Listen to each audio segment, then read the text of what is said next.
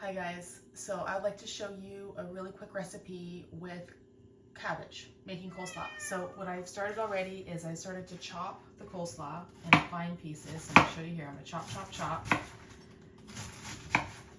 as fine as I can. You can use other things, other tools, but sometimes it's just easier just to clean the knife as opposed to getting out other types of apparatuses in the kitchen. So I'm going to chop. And it's amazing how much one head of cabbage can get you. I like the purple. I've heard that the more colorful the vegetable is, the more nutrients it has. So whether it's an onion, like a red onion, or a bell pepper, something like that, like the more colorful it is, the more nutrients it has. Okay, so I'm gonna get myself a Band-Aid because I did cut myself and it's my middle finger. Isn't that funny? All right, Band-Aid on crisis averted. So I'm gonna take, and clean hands, I'm going to take the cabbage, I'm gonna place it all in this bowl, and it's gonna fill this bowl up. This is a 5-quart bowl, in case anyone wants to know. Okay, I don't have any green onion.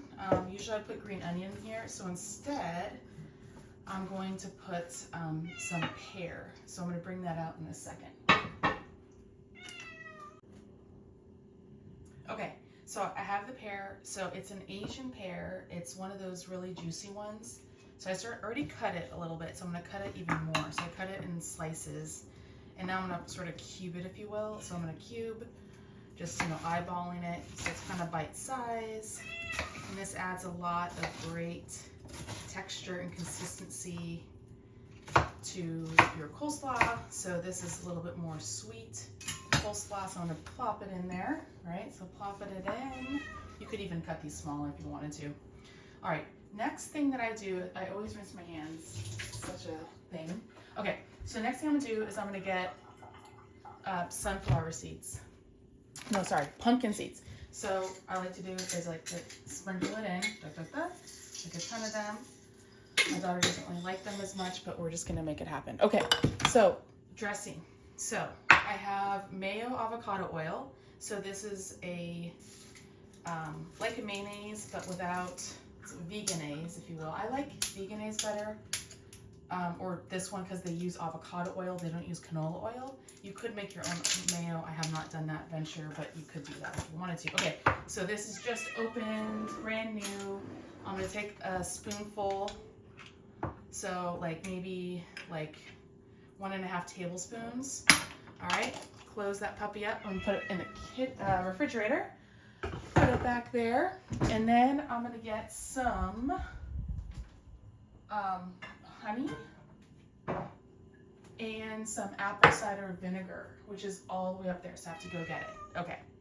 Okay, so apple cider vinegar. This is Bragg's, and the reason I like Bragg's is this is the only one that actually has a mother. It is not pasteurized, so that's why I like a lot of Bragg's products. Okay, so I'm gonna eyeball it in, so I'm gonna put in a few little things in there, little dollop or two. And then I'm gonna get honey. So the honey is in this jar. I'm gonna get a new spoon over here. And this cuts the acidity of the vinegar. So I'm gonna put in maybe a tablespoon. And I'm gonna take the other spoon and mush it around. So what I'm gonna do is I'm gonna mix this around.